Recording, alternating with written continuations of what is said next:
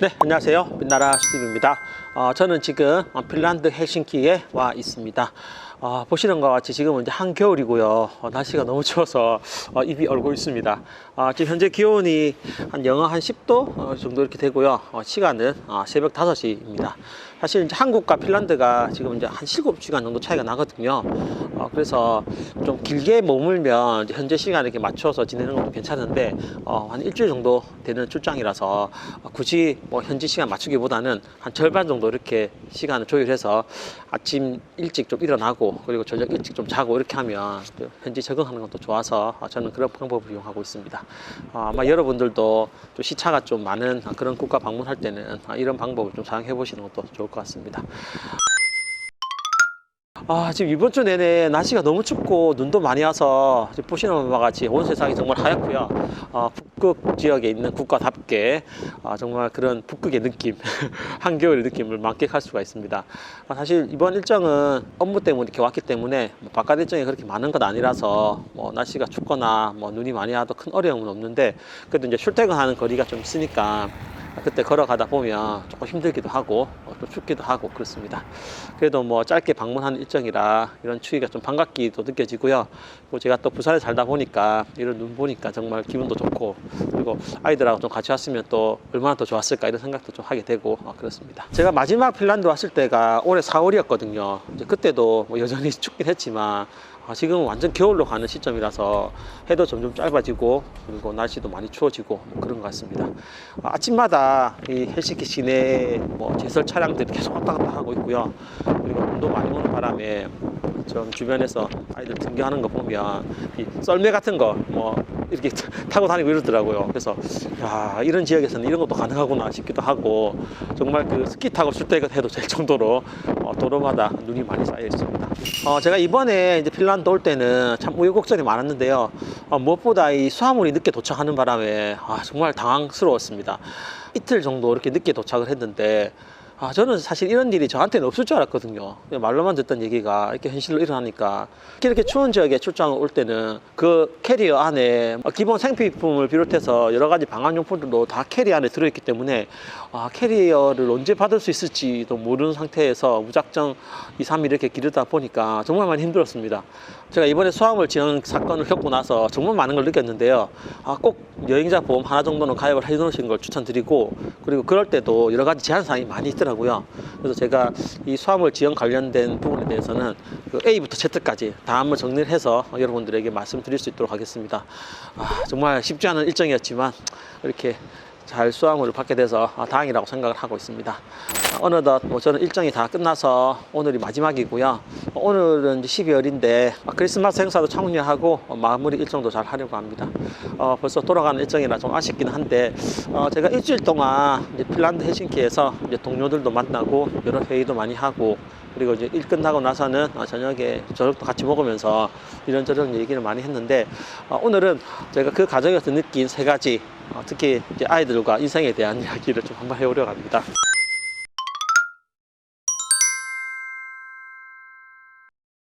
제가 일주일 동안 이제 각국에서 온 저희 회사 동료들과 이렇게 이야기를 하다 보면 참 제가 받은 지금까지 교육이 뭐였나 이런 생각이 좀 들고요. 그리고 좀 더 좀 글로벌하게 그리고 좀 자기 의사 표현을 잘 할 수 있는 그런 사람이 되도록 좀 노력을 해야 되겠다. 그런 부분들을 아이들한테도 많이 강조해야 되겠다는 생각이 많이 들었습니다.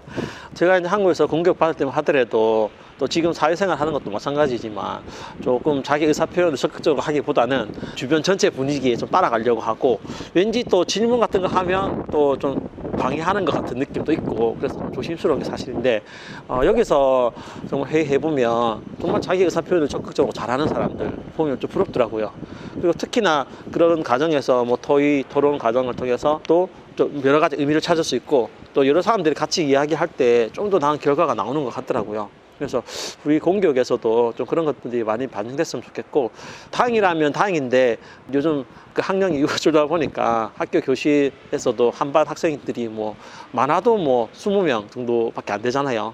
그 말은 이제 선생님들이 학생 개개인의 좀 시간도 줄 수 있고 관심을 가질 수 있는 부분이 커지다 보니까 좀 뭐 저출산 문제나 인구 감소에 대한 좀 어려움도 있지만 오히려 이런 것을 통해서 지금 태어난 아이들, 교육받는 아이들이 좀 더 양질의 그리고 좀 더 좋은 환경에서 교육을 받을 수 있었으면 좋겠다는 그런 생각이 듭니다. 저희도 이제 회의할 때 보면 일방적으로 어떤 정보를 공유하거나 그리고 자기 의견을 주장하는 것이 아니라 꼭 토의하고 토론하는 시간이 있거든요. 예를 들자면 이제 여러 가지 뭐 포스트 같은 거 사용해서 자기 의견도 적어보고 그리고 그룹 활동도 하고 이런 것들이 거의 생활화돼 있습니다.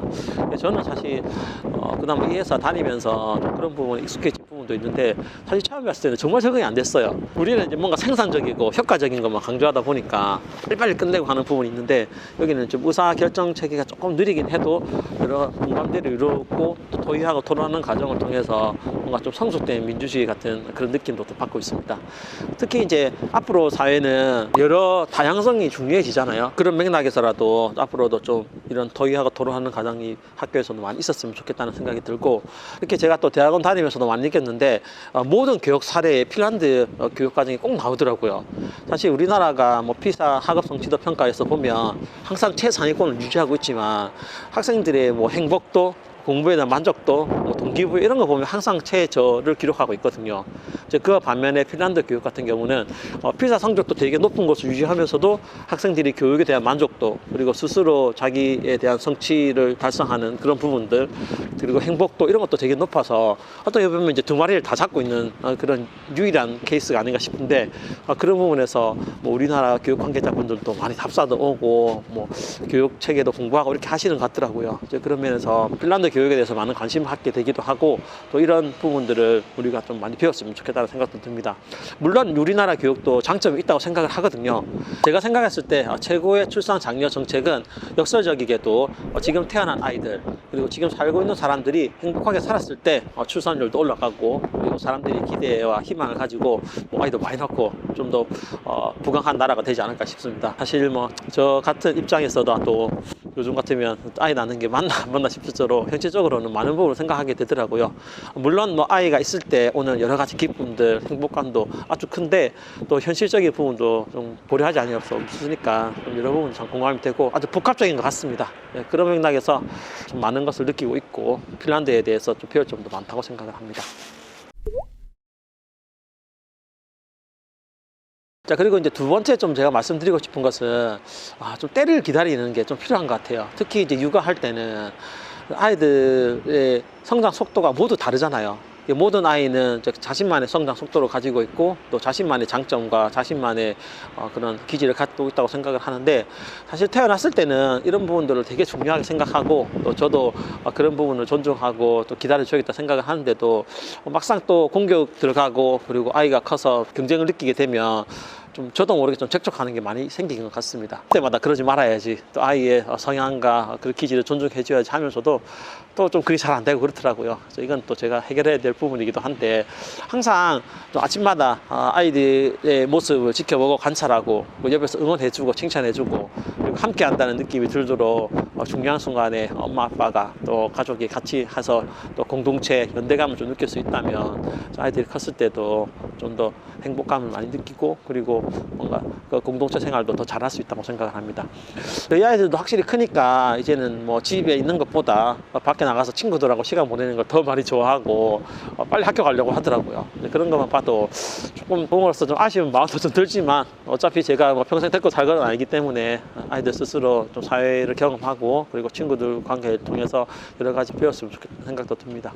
네, 아이들에게도 좀 때를 기다려주고 그리고 본인이 스스로 뭔가 동기부여가 될 때까지 주변 환경만 잘 조성해주면 될 것 같아요. 이제 그 부분에 대해서는 부모님들이 할 역할이 있다고 생각이 들고요. 그리고 그 전까지는 지금 이 순간에 자기가 하는 일들이 즐거운 마음이 들 수 있도록 옆에서 격려해주고 응원해주고 그렇게 하면 될 것 같다는 생각이 듭니다. 네, 그리고 이제 제가 좀 세 번째로 좀 말씀드리고 싶은 것은 뭐라고 해야 될까요? 저는 항상 아이들한테도 강조를 하는데 자기의 보이는 모습이 있고 자기의 보이지 않는 모습이 있다고 항상 강조를 합니다. 그래서 자기가 보이는 모습들은 뭐 평소에 옷 입고 다니는 모습, 뭐 행동하는 모습 이런 게 될 텐데요.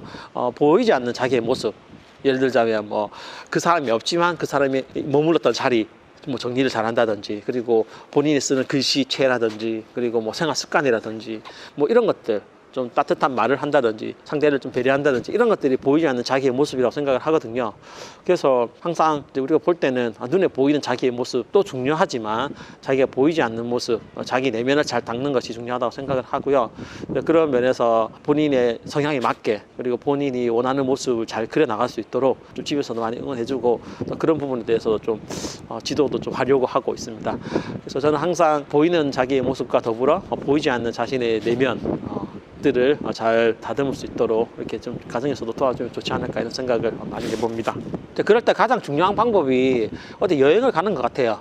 뭐 집에서 책으로 보는 것도 좋고 뭐 공부하는 것도 좋지만 특히 어릴 때 학습 부담이 좀 덜 할 때 가족 간에 여행도 많이 가고 그리고 특히 자연 속에서 배우는 게 본인들한테도 좀 많은 도움이 된다고 생각을 합니다. 그런 경험들이 앞으로 미래를 살아가는데 또 자신만의 자양분도 되고 본인 스스로 또 자긍감과 자부심을 갖는데도 도움이 된다고 생각하거든요. 그래서 뭐 여행도 어릴 때 많이 다니시고 좀 시간을 많이 가지시면 좋을 것 같습니다.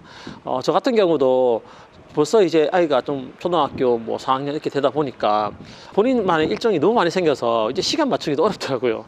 주중뿐만 아니라 주말에도 본인이 다니는 그런 일정이 있어서 이제 주말 캠핑 가기도 쉽지 않고 오히려 이런 것도 다 조절을 해서 가야 되다 보니까 정말 어려운 점이 많습니다. 좀 아쉽기도 하고 그렇거든요. 그래서 아이가 아직 어리다면 이제 그때를 기회로 조금 많이 다녀보시고 시간도 많이 갖고 그리고 좀 유대감도 많이 형성하면 앞으로 컸을 때 여러 가지 추억도 되고 또 그 추억과 시간의 경험이 성장했을 때도 큰 도움이 되리라고 생각을 합니다. 네, 오늘 그래서 제가 말씀드린 내용을 정리해 보면 첫 번째 본인의 의사 표현을 잘 할 수 있도록 지원하고 환경을 조성해 주자. 물론 이 부분에 있어서 너무 이제 이기적으로 자기 의견만 계속 얘기하면 안 되겠죠, 그죠? 그래서 뭐 겸손하게 자기 의사 표현을 적극적으로 잘 하면 뭐 그걸로 충분한 것 같습니다. 그래서 그런 환경을 좀 집안에서 또 학교에서 또 사회에서 많이 만들어졌으면 하는 바람을 가지고 오고요. 그리고 두 번째는 아이들마다 기질도 다르고 뭐 성향도 다르기 때문에 그런 부분을 충분히 종분해서 아이들 스스로 뭔가 할 수 있도록 그리고 그런 기회가 올 때 적극적으로 응원해주고 칭찬해주면 그걸로 충분한 것 같습니다. 사실 뭐 우리가 요즘에 반려견 많이 키우는데 강아지도 걸어가다가 이제 뭐 소변을 보거나 그다음에 자기가 뭐 이렇게 시간을 가지고 싶으면 이렇게 주인이 다 기다려 주잖아요. 하물며 이제 반려묘도 그렇게 기다려 주는데 사랑하는 우리 아이들이 뭔가 하고 싶어 할 때 그리고 뭔가 할 때 기다려 주는 걸 왜 못 하겠습니까, 그죠? 이제 그런 거 생각하면서 항상 마인드를 좀 기다려 주자, 좀 천천히 생각하자 이런 것들이 필요한 것 같습니다. 이게 제가 말씀드리고 싶은 두 가지였고요. 그리고 이제 세 번째는 이제 보이지 않는 자기의 면을 잘 만들자는 것입니다. 물론 이제 눈에 보이는 것은 이제 많은 사람들이 직접적으로 보기 때문에 신경도 많이 쓰지만 자기 보이지 않는 모습, 자기 내면의 어떤 그 마음을 닦는 그런 것들에 좀 더 관심을 가져줬으면 좋겠어요. 아무래도 그런 부분들이 더불어 살아가는 세상에서 좀 중요하다고 생각이 들거든요. 이제 그런 세 가지 부분들을 잘 다독이면은 우리나라도 잘 되고 또 아이들도 행복하게 잘 살 수 있지 않을까 싶습니다. 지금 이제 주변에 이제 눈이 많이 와가지고 제설차들이 많이 돌아다니고 있어서 많이 시끄럽네요. 여러분 목소리가 좀 잘 들렸을지 모르겠는데 참 핀란드에도 보니까 예전에는 그 한국 식당이 뭐 한두 개 정도밖에 없었거든요. 근데 확실히 달라진 게 이번에 검색해 보니까 한 10개도 넘게 생겼더라고요. 그만큼 한국적인 게 세계적으로도 많이 인정받고 있으니까 유명한 그런 노래들 그리고 약간 춤구들 이런 것도 좀 배워놓으면은 외국에서 좀 유용하게 활용할 수 있는 것 같습니다. 한국 문화가 예전하고는 달라졌다. 이걸 좀 외국에 나오면 특히 많이 느끼게 되고요. 우리나라도 물론 좀 많은 문제가 있지만 그래도 이 정도 사회 시스템을 갖춘 나라들과 전 세계적으로도 드물다고 생각을 합니다. 자부심을 가지시고 대한민국 사람으로서 자신 있게 당당하게 이렇게 외국에서 사시면 인정도 받고 그리고 본인 스스로도 많은 만족을 얻을 수 있을 거라 생각을 합니다. 저도 그런 부분에 있어서 좀 더 노력하고 회사에서도 좀 더 많은 성과를 내고 그리고 우리 팀이 우리 조직이 우리 회사가 잘 될 수 있도록 이제 그 잘됨이 나로 연결돼서 저도 잘 되고 했으면 좋겠습니다. 날씨가 너무 추워서 좀 말이 잘 전달됐을지 모르겠는데요. 그래도 오랜만에 이제 핀란드 와서 좀 기분이 좋고요. 오늘 잘 마무리하고 뭐 크리스마스 파티도 잘 참가해서 회사 동료들과 좀 소통도 많이 하고 또 업무에도 많은 도움이 될 수 있도록 저도 노력해 보려고 합니다. 자, 오늘 영상은 여기까지였고요. 다음에도 좋은 영상으로 찾아뵙겠습니다. 감사합니다. 너무 춥네요.